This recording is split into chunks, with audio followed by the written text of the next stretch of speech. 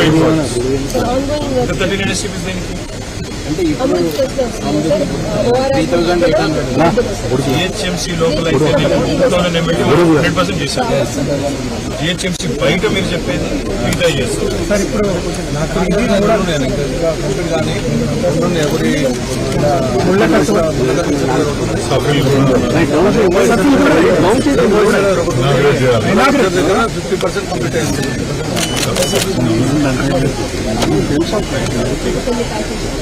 ఈ package original plan మొత్తంగా చూస్తారు. ఈ ప్యాకేజ్ వచ్చింది మొత్తం 31 STPలు 15 million. GHMC బయట ఇదేమో స్టార్ట్ చేయాలి. దీనివల్ల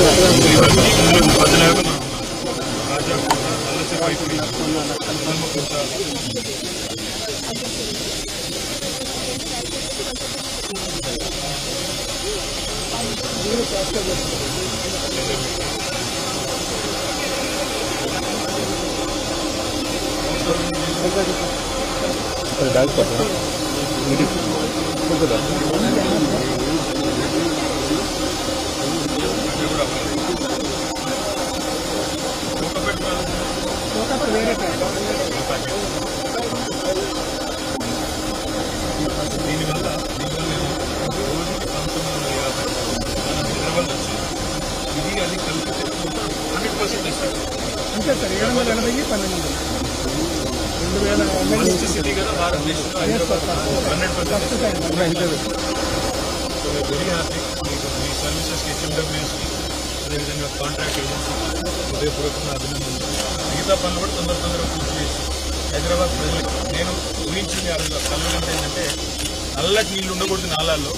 మనకి అది స్వచ్ఛంగా కనపడాలి. ఎందుకంటే అందరం ఇక్కడ హైదరాబాద్లో బతికేటోళ్ళు, మన పిల్లలు ఇన్నే ఉంటారు. ప్యూర్ వాటర్ రావాలి. కుక్కట్పల్లి నాలా ముఖ్యంగా బాగా బదనామైంది, వాసన వస్తుందని ఇదని అన్నది అది రాకూడదని అంటున్నాను. ఎక్కడైనా వర్టికల్ చేస్తున్నారే ఇప్పుడు బ్యాంకాక్ లో చూసి వచ్చారు లాంగ్స్ అవి కూడా అయిపోయినాయి.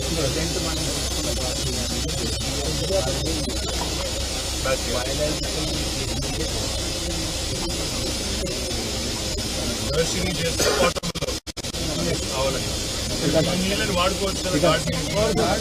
కన్స్ట్రక్షన్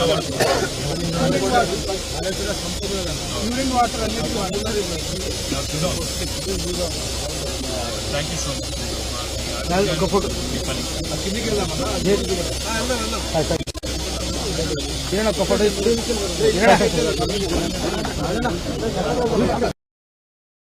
తెలంగాణ ముఖ్యమంత్రి కేసీఆర్ గారి నేతృత్వంలో జీహెచ్ఎంసీ పరిధిలో ప్రతిరోజు ఉత్పత్తి అయ్యే 2000 మిలియన్ లీటర్లు ఏదైతే అంటే 2000 మిలియన్ లీటర్లు అంటే దాదాపు 20 కోట్ల లీటర్ల మురికి నీరు ఏదైతే ఉన్నదో దాన్ని సంపూర్ణంగా శుద్ధి చేయాలన్న ఉద్దేశంతో ఆనాడు దాదాపు 4000 కోట్ల రూపాయల ఖర్చుతో 31 సివరేజ్ ట్రీట్మెంట్ల ప్లాంట్లకు ఆనాడు నిర్మాణానికి శ్రీకారం చుట్టడం జరిగింది.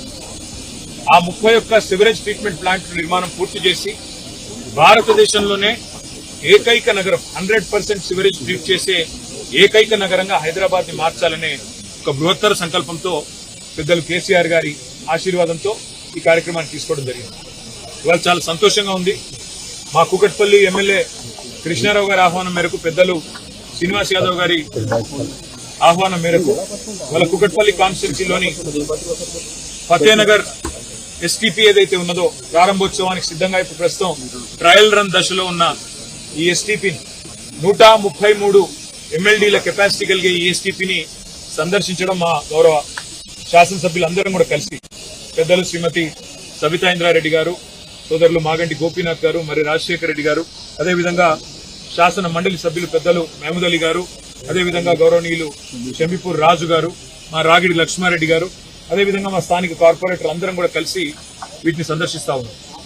ఇది ఎస్టీపీల సందర్శనలో ఈరోజు మొదటి అడుగు మాత్రమే.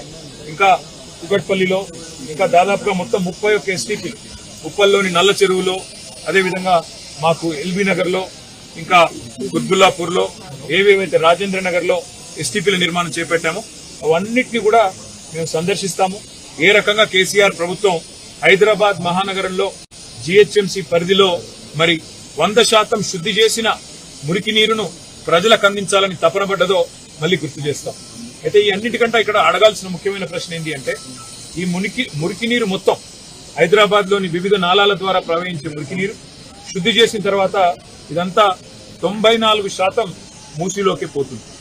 ఇవాళ ముఖ్యమంత్రి గారు మూసీని నేను సుందరీకరిస్తాను, మూసీ ప్రాజెక్టును అద్భుతంగా చేస్తాను అని మాట్లాడుతూ ఉన్నారు. మూసీలో ముఖ్యమంత్రి గారు తెలుసుకోవాల్సింది ఏంటంటే, కొత్తగా మీరు శుద్ధి చేసేదైతే ఏమీ లేదు. ఎందుకంటే ఆల్రెడీ సివరేజ్ ట్రీట్మెంట్ ప్లాంట్లు సంపూర్ణంగా మా ప్రభుత్వమే ప్రారంభించింది, దాదాపుగా పూర్తయ్యే దశకు వచ్చినాయి. మీరు డబ్బులు ఇస్తే ఇంకో 2-3 నెలల్లో మొత్తం పూర్తయిపోతాయి. మరి 4,000 కోట్లు ఖర్చు పెట్టి మొత్తం 100% సివరేజ్ ట్రీట్మెంట్ అయిపోయిన తర్వాత మరి వాళ్ళ ముఖ్యమంత్రి గారు ఆయన మంత్రివర్గం మాట్లాడుతున్న మాటలు, మూసీ ప్రాజెక్టు కోసం 1,50,000 కోట్లు ఖర్చు పెడతామని ఒకసారి, 50,000 కోట్లు అని మరొకసారి, 70,000 కోట్లు అని మరొకసారి ఏవైతే మాట్లాడుతున్నారో ఈ మాటలు చూస్తా ఉంటే మాకు అనుమానం వస్తా ఉంది. ఎందుకంటే అసలు ఉద్దేశం మూసీ సుందరీకరణనా లేక ఇంకేదన్నా ఉన్నదా అనేది కూడా ప్రజల్లో కూడా అనుమానాలు కలుగుతా ఉన్నాయి. కాబట్టి నేను రేవంత్ రెడ్డి గారికి మున్సిపల్ శాఖ కూడా చెప్పేదల్లా ఒకటే, మీరు ఆల్రెడీ కేసీఆర్ గారు ఏదైతే మంచిగా వడ్డిచ్చినా విస్తరలాగా మీకు అన్ని పంచపక్ష ప్రమాణాలు పెట్టి మీకు అసలు ఒక ఇల్లు కట్టలేదన్నారు. నాకు ఆశ్చర్యం అనిపించింది. ఒక్క డబుల్ బెడ్రూమ్ ఇల్లు కట్టలేదు అని ఇదే రేవంత్ రెడ్డి గారు, ఇదే బట్టి విక్రమార్క గారు గతంలో మాట్లాడితే మా శ్రీనివాస్ యాదవ్ అన్న దగ్గరుండి బట్టి అన్నది తీసుకొని చూపెట్టిండు. ఎక్కడెక్కడ ఇల్లు కట్టిన 1,00,000 ఇల్లు అని చూపెట్టిండు. నిన్న ముఖ్యమంత్రి గారు స్టేట్మెంట్ ఇచ్చినారు, మూసీలోని 11-12 ఆక్రమణలు ఉన్నాయి, వాటిని తొలగించేదానికి డబుల్ బెడ్రూమ్ ఇల్లు ఇస్తామని.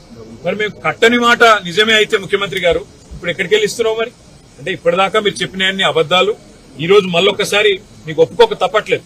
కేసీఆర్ గారు చేసిన పని, మా అక్క నేతృత్వంలో, సబితా గారి నేతృత్వంలో 14,000 ఎకరాలు మేము హైదరాబాద్ ఫార్మా సిటీకి అని సేకరిస్తే ఇవాళ ఫార్మా సిటీ రద్దని, ఫ్యూచర్ సిటీ అని, ఇంకోటని ఇవాళ రకరకాల డ్రామాలు అక్కడ. ఇక్కడ హైదరాబాద్ లో ఆల్రెడీ మొత్తం మూసీకి సంబంధించిన మురికి నీరు అంతా శుద్ధి చేసిన తర్వాత మూసీ ప్రక్షాళన పేరిట కొత్త నాటకం. అందుకే రేవంత్ రెడ్డి గారికి మేము చేసే విజ్ఞప్తుల్లో ఒకటే, మీరు చేయాల్సిన పనులన్నీ మేము గతంలో ఆల్రెడీ చేసేసినాం. ఇప్పుడు మీరు చేయాల్సిన పని ఏంటంటే, మీరు ఇచ్చిన 6 గ్యారెంటీలు అమలు చేయండి.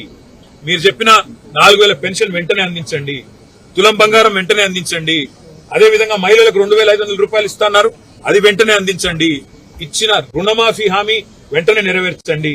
ఇంకో 6 రోజుల్లో సీజన్ అయిపోతుంది వానాకాలం, రైతు భరోసా వెంటనే వారి ఖాతాల్లో ఇవ్వండి. అంతేగాని ఈ పబ్లిసిటీ స్టంట్లతోని ఎక్కువ రోజులు మీరు మాయ చేయలేరు.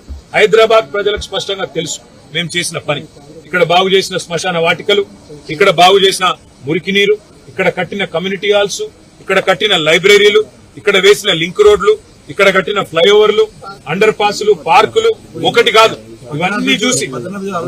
ఇవన్నీ చూసి వారు మన ఎమ్మెల్యే గారు గుర్తు చేస్తా ఉన్నారు.